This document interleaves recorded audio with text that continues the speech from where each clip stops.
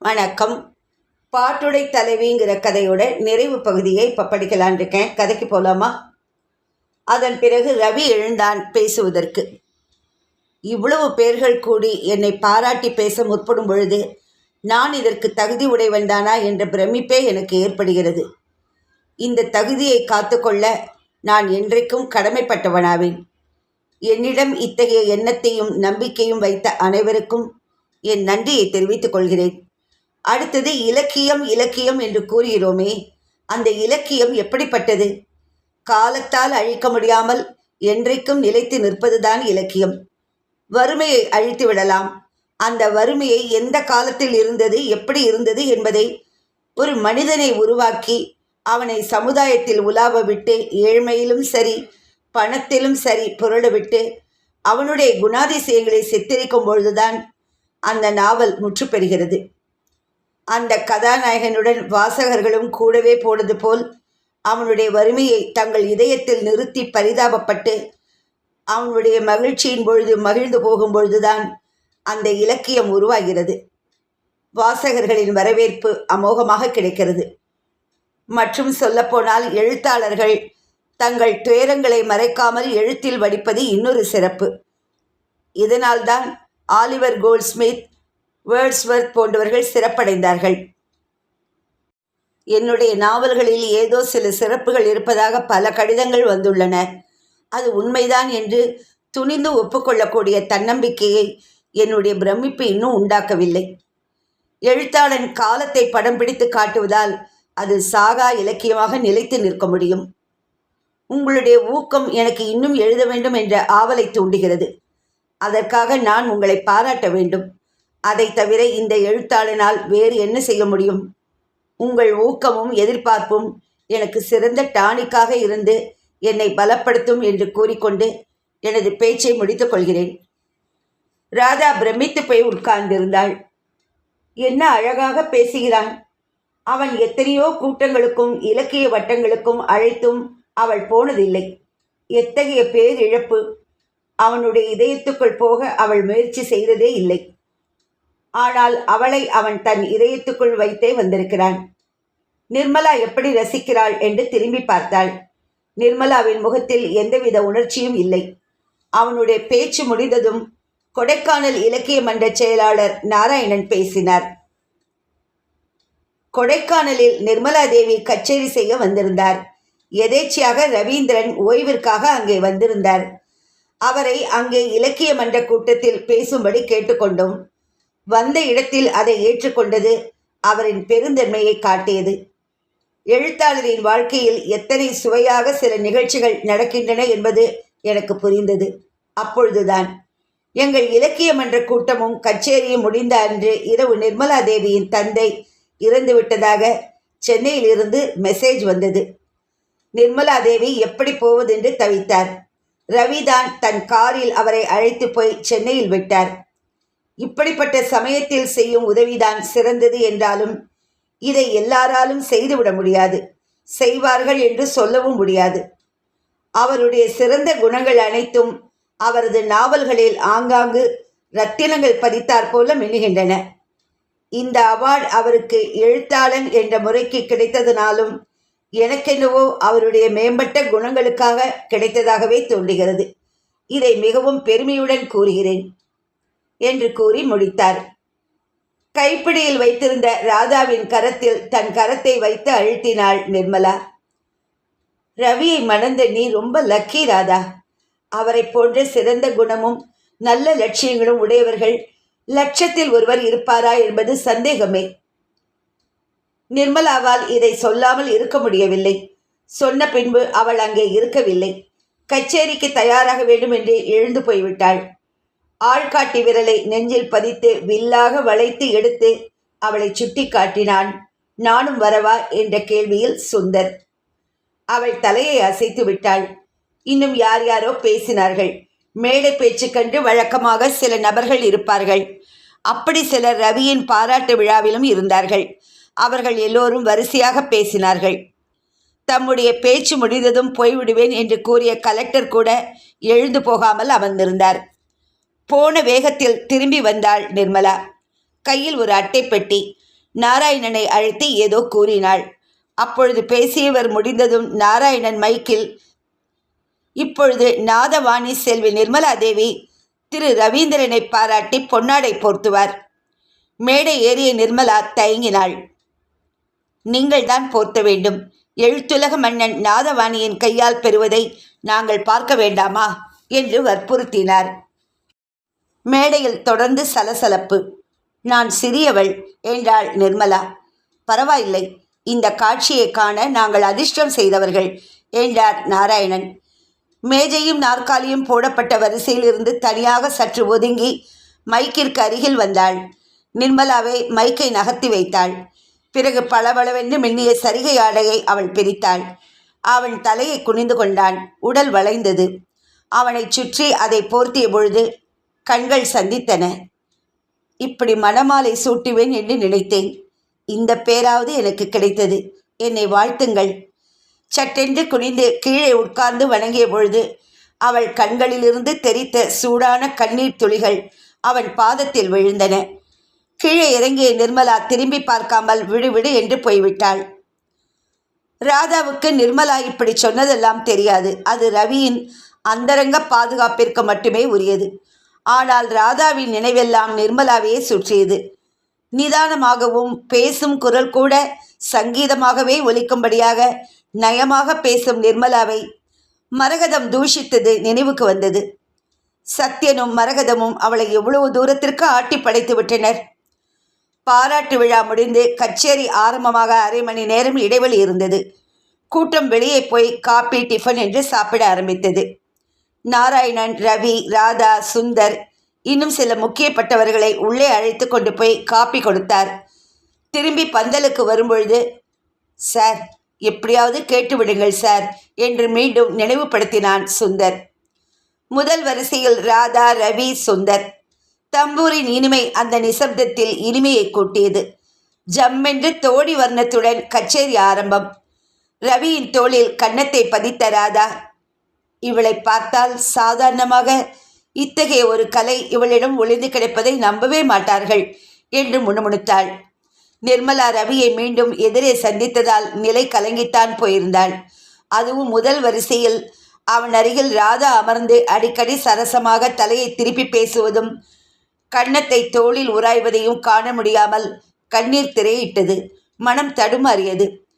முறைப்படி 4-5 பாட்டுக்கள் பாடியதும் அவன் எழுதிய கோகிலக்கான குயிலை மோகன ராகத்தில், அதுவும் ஹிந்துஸ்தானி முறையில் ஏற்றியும் இறக்கியும் பாடினாள். மோகன ராக ஆலாபனையிலேயே ரவி தன் பாடலை பாடுவாளோ என்று சந்தேகப்பட்டான். அது உண்மையாகிவிட்டது. கொடைக்கானலில் அவள், நீங்கள் பாட்டு எழுதுங்களேன் என்று கேட்டு எழுத வைத்த பாட்டு அது. ஆனால் அதை அங்கு கச்சேரியில் பாட முடியவில்லை. மோகன ராகத்தில் பாடி அவனுக்கு மட்டும் காட்டினாள். தாளம் அமைத்து பிறகுதான் கச்சேரியில் பாடுவேன் என்று கூறினாள். இதை ஒரு தடவை ரவி சுந்தரிடம் சொல்லியிருந்தான். சுந்தர் பேட்டிக்கு போன அன்று மாலை இந்த பாடல் பாடியதை கேட்டவன் ரவியிடம் வந்து சொல்லிவிட்டான். ரவிக்கே அவளை பாடச் சொல்லி கேட்க வேண்டும் என்ற ஆசை. அவன் மனம் பொன்னாடை போர்த்திய பொழுது அவள் சொன்ன சொற்களிலேயே தொய்ந்து கிடந்தது. அதனால் அவனால் அவளிடம் இயல்பாக பேச இயலாத திரை தொங்கியது போன்ற தோற்றம். கோகிலக்கான குயில் ஒன்று குற்றால சாரலிலே கீதம் இசைக்குதே. ராது, இது என்னுடைய பாடல் என்றவன் ராதாவின் கரத்தை மகிழ்ச்சியில் அழுத்தினான். கொஞ்சும் குமரனின் கோல வடிவை கும்பிட வந்தது அவனுக்கு தெரியவில்லை. அவனுக்கு புரியவில்லை. அவன் திடுக்கிட்டான். அவளால் பாட முடியவில்லை. அதையே மிருதங்கத்தின் துணையுடன் வயலின் இருமுறை இசைத்தது. ரவி அவள் மனத்தை கூறு போட்டு விட்டான். அடிபட்ட குயிலின் தாழ முடியாத வேதனை பாடல் அது. ராதா பிரமித்து போய் உட்கார்ந்திருந்தாள். என்ன ராது என்றான் அவன். உன்னிப்பாக கவனிக்கும் பொழுதுதான் இதன் இனிமை தெரிகிறது. இவள் பாட்டுடை தலைவி என்றாள் ராதா விம்மிதம் பொங்க. மென்மையான இதயம் கொண்ட ரவியை நாதத்தால் உபாசிக்கும் இவள்தான் ரவிக்கு ஏற்றவளோ என்ற ஏக்கம் கூட மெல்ல அவள் உள்ளத்தில் பரவியது. பொருத்தமான பெயரை சொன்னாய் என்றவன் ஸ்டேஜின் பின்னால் போய்விட்டு வந்தான். ராதாவும் ரவியும் கார் அருகே காத்து கொண்டிருந்தார்கள். நிர்மலாவை சுந்தர் அழைத்து கொண்டு வந்தான். காரில் ஏறியதும், உன் கச்சேரி ரொம்ப நன்றாக இருந்தது நிர்மலா. கர்நாடக சங்கீதம் பிடிக்காத என்னையே உன் பாட்டால் நீ மயக்கி விட்டாய் என்றாள் ராதா பாராட்டாக. கார் ஓடியது. எனக்கு ஒரு பாராட்டு விழாவில் பாடும் நினைவே இல்லை. நீங்கள் இருவரும் அமர்ந்திருந்த கோலம் உங்கள் கல்யாண வரவேற்பில் பாடுவதான பிரமையைத்தான் ஏற்படுத்தியது. அவள் ரவியிடம் நேராக பொன்னாடை போர்த்திய பிறகு அவள் பேசவே இல்லை. கார் தமுக்கம் மைதானத்தில் வந்து நின்றது. நால்வரும் இறங்கி மண்வெளியில் உட்கார்ந்தனர். எதற்காக இங்கே வந்திருக்கிறோம்? அவளுக்கு தனியாக போனால் போதும் போல இருந்தது. சில விஷயங்கள் பேச வேண்டும் என்று சொன்னேனே, அதற்காகத்தான். மேடைக்கு பின்புறம் போனது அதற்காகத்தான் என்பதை ராதா புரிந்து கொண்டாள். சுந்தரின் உள்ளத்தில் மகிழ்ச்சி அலைகள் புரண்டு புரண்டு விளையாடின. உன் கச்சேரி ரொம்ப பிரமாதமாக இருந்தது என்றான் ரவி இளஞ்சிரிப்புடன். சிரித்தாள் நிர்மலா. நன்றி. நீண்ட காலத்திற்கு பிறகு கேட்கிறீர்கள் அல்லவா? அதனால்தான் அதில் ஏறி இருக்கும் மெருகு எனக்கு தெரிகிறது. ராதா உனக்கு பாட்டுடை தலைவி என்று பெயர் கொடுத்து விட்டாள். அது சரி, ஏன் பாட்டையே மாற்றிவிட்டாயே என்று கேட்டான். அது அப்படித்தான் என்றவள் தலையை குனிந்து கொண்டு தளிர் விரலால் மணலில் கோலம் போட்டாள். ரவியின் மனம் துடித்தது. பண்பாடும் குயிலை அடித்தவன் அவனல்லவா? நீ கொடுத்த பட்டத்திற்கு ரொம்ப தேங்க்ஸ் ராதா என்றாள் நிர்மலா ராதாவின் பக்கம் திரும்பி. நிர்மலா, இன்னும் ஒரு முக்கியமான விஷயம் பேச வேண்டும். சுந்தரை உனக்கு தெரியும்? தெரியும். இளைஞர், துருதுருப்பானவர், ஒரு ஸ்போர்ட்ஸ்மேனாக போக வேண்டியவர் தவறி போய் பத்திரிகை துறைக்கு வந்துவிட்டார். சுந்தர் சட்டை காலர்களை நிமிர்த்தி விட்டு கொண்டான். ரவி சுந்தரின் முதுகில் ஓங்கி தட்டினான். Okay, come to the point. அவன் சிறந்த விமர்சகன். எதற்காக நான் சொல்கிறேன் என்பதை நீ புரிந்து கொண்டாய் அல்லவா? அவர் விமர்சகராகவே இருக்கட்டும், நான் பாடகியாகவே இருக்கிறேன். இரண்டும் ஒன்றாக கலக்க வேண்டாம் என்றாள் நிர்மலா. நிர்மலா என்றான் ரவி சற்று பலத்த குரலில். நிர்மலா அவனை ஏறிட்டு பார்த்தாள். கண்கள் பளபளத்தன. கல்யாணம் செய்து கொண்டவர்களுக்குத்தான் குடும்பம், குழந்தைகள் என்ற நிம்மதி. எனக்கு என் சங்கீதம்தான் குடும்பம். 3 மணி நேரத்திற்கு அந்த சுகானுபவத்தில் மூழ்கி திளைக்கும் ஆனந்தம் வேறு எதிலும் இல்லை.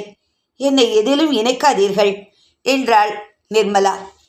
இப்படி சொன்னால் எப்படி என்றாள் ராதா இடைமறித்து. அது அப்படித்தான். நிஷாதத்தை விட்டு பாடுவதனால் மோகன ராகம் முழுமை பெறாமல் போய்விடுகிறதா? மனத்துக்குள் எனக்கு ஒரு தனி ஸ்ருதியில் ஒரு ராகம் ஒலித்து கொண்டே இருக்கிறது. அதை நான் மணந்து கொண்டு விட்டேன். அதை இரவு பகலாக நாதத்தால் நான் உபாசிப்பேன். ரவியின் உடல் புல்லரித்தது. சொல்லி வைத்தாற் போல தலையை நிமிர்த்தியதும் இருவரின் கண்களும் கலந்து பிரிந்தன. ரவி தலையை குனிந்து கொண்டான். சோ, நீ ராதா சொன்னது போல பாட்டுடை தலைவிதானா? சுந்தர் ஏமாந்து போய்விடுவான். தனி ஸ்ருதியாக அவள் உள்ளத்தில் ஒலிக்கும் அவன்தான் அவளுடைய பாட்டுடை தலைவனா? அப்பொழுதுதான் சுந்தர் எழுந்து காருக்கு போய்விட்டிருப்பதை அவன் பார்த்தான். ரவியின் பாட்டுக்கு அவள் தலைவி இல்லை. இப்பிறவியில் 2 மாதரை என் சிந்தையாலும் தீண்டேன் என்று ராமர் கூறியது எனக்கும் பொருந்தும். நான் ஆஞ்சநேய உபாசகன் என்றானே சுந்தர், அவனுடைய பாட்டுடை தலைவி நிர்மலாதான்.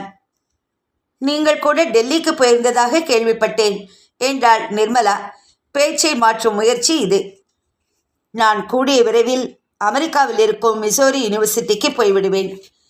நிர்மலாவின் கண்களில் வியப்பு பூத்தது. ராதா அவள் கரத்தை பற்றினாள். அவளுக்கு தெரியாத ஒன்றை ரவி அங்கே போட்டு உடைத்தது அதிர்ச்சியை கொடுத்தது. என்னிடம் சொல்லவே இல்லையே. சலனமற்ற பார்வை பார்த்த நிர்மலா, நீங்களும் என்று இழுத்த பொழுது, ராதாவுடன் தான் போகிறேன். மிசோரி யூனிவர்சிட்டியில் விமர்சனம், பொதுமக்களிடையே தொடர்பு, கதை, நாவல்கள் எழுதும் பழக்கம், உலக மக்களை பற்றிய தெளிவான விமர்சிக்க தெரிந்த பொது அறிவுத்திறன் உள்ள எக்ஸ்பீரியன்ஸ்டு ஜேர்னலிஸ்ட் போஸ்ட் எனக்கு கிடைத்திருக்கிறது. நான் போகப் போகிறேன் என்றான் ரவி. நிர்மலாவை விட்டு பல ஆயிரக்கணக்கான மைல்கள் தூரம் விலகி போகப் போகிறான். இதற்குள் தன்னை சமாளித்து கொண்ட சுந்தர், உங்களை வைத்துக்கொள்ள அவர்கள் கொடுத்து வைத்திருக்க வேண்டும் என்றான். நிர்மலா, மறந்தே போனேன் பார் என்ற ரவி, சுந்தர், உன்னிடம் என் ஹேண்ட்பேக் கொடுத்தேனே என்றான்.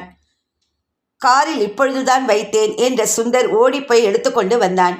அதை திறந்த ரவி, நிர்மலா, நீ என்னிடம் ஒப்படைத்த நகைகள் சரியாக இருக்கின்றனவா என்று பார். நிர்மலா அதை பிரிக்கவே இல்லை. விழி முனைகளில் நீர் முத்துக்கள். நான் இந்த நகைகளை வைத்துக்கொண்டு என்ன செய்யப் போகிறேன்? இவைகளெல்லாம் ராதாவே போட்டுக்கொள்ளட்டும். அப்பொழுதாவது என்னை நினைத்து கொள்வாய் இல்லையா ராதா என்று கேட்டாள். இது மறைமுகமாக தனக்கு கேட்கப்பட்ட கேள்வி என்பதை ரவி புரிந்து கொள்ளாதவனா என்ன? இல்லை, இதையும் விட ஒன்றால்தான் நன்றாக நினைத்து கொள்ள முடியும். நீ பாடிய பாடல்கள் அனைத்தையும் டேப் எடுத்துக் கொள்ளப் போகிறேன். ராதாவுக்கோ நகைகள் கிடைத்த மகிழ்ச்சி என்று சொல்ல வேண்டியதில்லை அல்லவா? ராதா, இந்த நகைகள் எல்லாம் விலை மதிப்பு உள்ளதுதான்.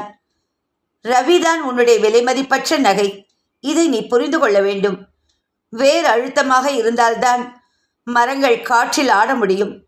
சத்தியனோ மரகதமோ வேர் பிடிக்காத மரங்கள். நீயும் ரவியும் அப்படி அல்ல.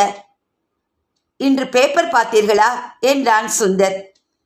சத்தியனும் மரகதமும் காரில் போகும்பொழுது வழியில் லாரியில் மோதி ஆன் த ஸ்பாட் அவுட். நீங்கள் சொன்னது போல சுந்தர் சரியான நிருபர்தான் என்று சிரித்தாள் நிர்மலா. பாட்டுடை தலைவி எது சொன்னாலும் அதை ஏற்றுக்கொள்வதில் எனக்கு தடை இல்லை என்றான் சுந்தர் சிரித்துக்கொண்டே. கிளம்புவோமா? அவர்கள் கார் அருகில் வந்தபொழுது நிர்மலா செல்ல வேண்டிய கார் வந்து நின்றது. என்ன நிர்மலா, ஏன் அவசரமா போக வேண்டுமா என்று கேட்டான் ரவி. ஆமாம், என் வழியில் நான் போக வேண்டும். நாளைக்கு தஞ்சாவூரில் கச்சேரி. எதிரெதிராக ஓடின அந்த கார்கள். அயராது அங்கையர்கண்ணி அரசாலும் நான்மாடக் கூடல் இரவில் கூட விளக்கொளியில் பகலாக ஒளிர்ந்து கொண்டிருந்தது. இத்துடன் இந்த கதை முடிவடைந்தது. ரொம்ப அருமையான ஒரு கதையை லக்ஷ்மி ராஜரத்னம் அவர்கள் நமக்கெல்லாம் கொடுத்துருக்காங்க. நிர்மலாவோட கேரக்டர் ரொம்ப கஷ்டமாக இருந்தது கடைசியில் படிக்கும்போது. பாட்டுடை தலைவிங்கிற இந்த தலைப்புக்கு ஏற்ற மாதிரி தன்னுடைய வாழ்க்கையை பாட்டுக்கே அர்ப்பணம் பண்ணிட்டா. பாட்டுக்கெல்லாம் தலைவியா. மீண்டும் ஒரு கதையில் சந்திக்கிறேன். நன்றி.